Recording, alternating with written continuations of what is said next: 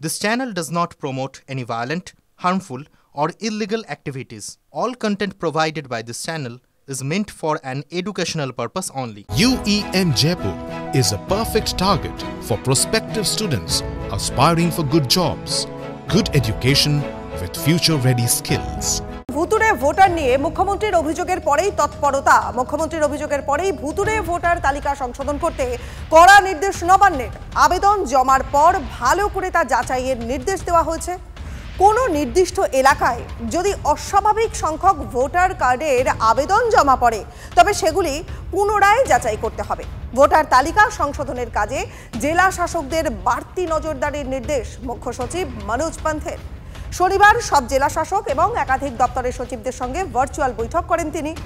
ভুয়ো ভোটার তালিকা তৈরিতে কোনো সরকারি কর্মী যুক্ত থাকলে তার বিরুদ্ধে কড়া পদক্ষেপ প্রয়োজনে আইনি ব্যবস্থা নেওয়া হবে বলে সূত্রের খবর।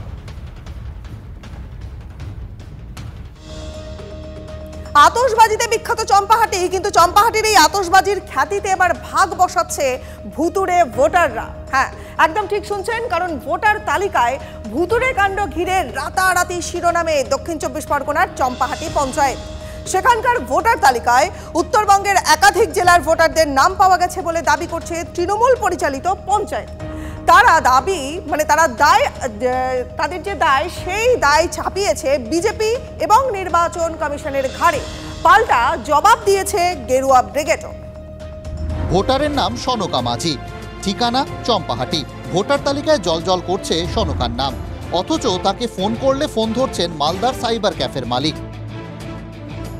অভিযোগ, এ কেবল হিমশৈলের চূড়া মাত্র। দক্ষিণ ২৪ পরগনার চম্পাহাটি পঞ্চায়েতে ভোটার তালিকায় বিস্তর জল মেশানো রয়েছে ভিন জেলার লোকের নাম, কেউ মালদা, কেউ শিলিগুড়ি, তো কেউ মুর্শিদাবাদের। ভোটার তালিকা স্ক্রুটনি করতে গিয়ে বিষয়টি নজরে পড়েছে বলে দাবি করেছেন তৃণমূল পরিচালিত পঞ্চায়েতের প্রধান। ভুয়ো ভোটার প্রচুর আমাদের এখানে বেড়েছে, এবং সেগুলো শুধু আমাদের এলাকায় না, এবং তার পাশে ফোন নম্বর আছে ভোটারের। সেই ভোটারের ফোন নম্বরগুলো আমরা দেখছি, এগুলো শিলিগুড়ি, আপনার হচ্ছে মালদা, মুর্শিদাবাদ, ওই দিকে সাইবার ক্যাফে থেকে মেন ক্রাইমগুলো হয়েছে। চম্পাহাটি গ্রাম পঞ্চায়েত কর্তৃপক্ষের দাবি, গত ৬ মাস আগে লোকসভা ভোটের সময় পঞ্চায়েত এলাকায় ভোটার সংখ্যা ছিল ১৮ থেকে ১৯,০০০। গত জানুয়ারি মাসে প্রকাশিত নতুন ভোটার তালিকায় সেই সংখ্যাটাই বেড়ে দাঁড়িয়েছে ২২,৪০০-তে। পঞ্চায়েত কর্তৃপক্ষের দাবি, বুথ ধরে ধরে হিসেব করতে গিয়ে দেখা যাচ্ছে মোট ২২টি গ্রাম সংসদের মধ্যে কোনো কোনো বুথে ২০০ থেকে ৩০০ জন পর্যন্ত ভোটার বেড়েছে।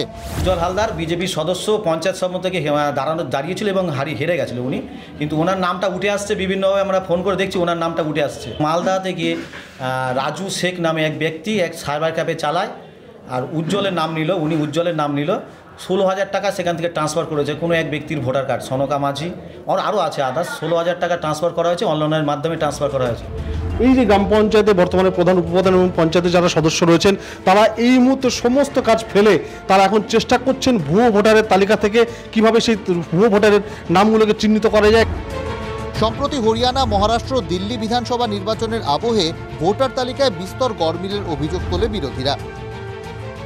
নির্বাচন কমিশনের দ্বারস্থ হয় বিভিন্ন দল, জল গড়ায় আদালত পর্যন্ত। গত ৮ই ফেব্রুয়ারি দিল্লি বিধানসভা নির্বাচনের ফল ঘোষণার পর ফের সেই একই অভিযোগ শোনা যায় বাংলার মুখ্যমন্ত্রীর গলায়। The name of online voter list, you are taking help from election commission. আমার ভাষায় ভুতুড়ে রাজনৈতিক দল যারা এদের পাঠিয়ে বিহারের লোকেদের নাম তুলছে অনলাইন। কেন অনলাইনে হবে? বিজেপি 40 লাখ ভোট বাড়লো কি করে মহারাষ্ট্রে, আর দিল্লিতেই বা আপনারা কি করেছিলেন?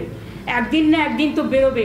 আমরা অঙ্ক কষে দেখে নিয়েছি, এখানেও বাবুরা এসে বসে আছেন, প্রত্যেক অ্যাসেম্বলিতে ২০,০০০ থেকে ৩০,০০০ বাইরের লোকের নাম ঢোকাবে। এই পরিকল্পনা কিন্তু আপনাদের আমরা ভেস্তে দেবো। এই নিয়ে শুধু বাংলা নয়, চর্চা চলছে জাতীয় স্তরে। এর মধ্যেই চম্পাহাটি পঞ্চায়েতে ভোটার তালিকায় গড়মিলের অভিযোগ সামনে এলো। আসলে এই লোকগুলোর একাধিক জায়গায় ভোটার লিস্টে নাম আছে, এবং ভারতীয় জনতা পার্টি ইতিমধ্যে স্ক্রুটিনি করে প্রায় 30 লক্ষের কম বেশি তারা এই ধরনের ভুয়ো ভোটার চিহ্নিত করে ফেলেছে। সেই নামগুলো এখন বাদ যাবার অপেক্ষায়। আর সেই সময় এটা গীতাউতি বলতে চূড়ান্ত মিথ্যাচার এবং কুৎসা করছে বিজেপি বাংলাকে টার্গেট করে ভোটার তালিকায় কারচুপি করছে। আমরা পুরোদস্তুর সতর্ক আছি, আর ইসির একাংশের সঙ্গে সেটিং করে এত বড় বিপজ্জনক খেলাটা এরা খেলছে বাংলায়, এটা কোনো অবস্থাতেই এইসব ছলচাতুরি সফল হতে পারবে না। ডিএম বিডিওরা যে মুখ্যমন্ত্রীর নির্দেশে উঠে আর বসে না বোঝার কোনো কারণ নেই। তদন্ত করুক কিভাবে কারা এই নাম তুলছে, পিছনে শাসক দলের ভূমিকা কি স্পষ্ট হয়ে যাবে। অনেকেই মনে করাচ্ছেন কয়েক মাস আগে কসবায় তৃণমূল কাউন্সিলরের উপর হামলার তদন্তের সময় চাঞ্চল্যকর তথ্য উঠে আসে কলকাতার গুলশান কলোনি থেকে। পুরসভার সমীক্ষা দেখায় ওই এলাকায় প্রায় 1,95,000 মানুষের বাস, অথচ নির্বাচন কমিশনের তথ্য অনুযায়ী ভোটার মাত্র 2,517। অনুপ্রবেশের তথ্য ছাড়াও এই বিপুল সংখ্যক মানুষকে বিভিন্ন জায়গায় পাঠিয়ে ভোটার তালিকায় জল মেশানো হতে পারে বলেও সংশয় প্রকাশ করে বিজেপি। জাল পাসপোর্ট কার্ডের তদন্তেও দেখা যায় বিভিন্ন উপায়ে ভুয়ো নথির মাধ্যমে ভোটার কার্ড সহ সচিত্র পরিচয়পত্র জালিয়াতদের হাতে পৌঁছেছে। প্রশ্ন উঠছে, বাংলার সর্বত্র ভোটার তালিকা পুরোপুরি নিষ্কলঙ্ক, এই গ্যারেন্টি কি কেউ দিতে পারবেন? তাই সহায় এখন নির্বাচন কমিশন। 2026-এ বঙ্গে বিধানসভা ভোটের আগে ভুতুড়ে ভোটার রুখতে তারা কি পদক্ষেপ নেয় সেটাই দেখার। Bureau report, TV9 Bangla.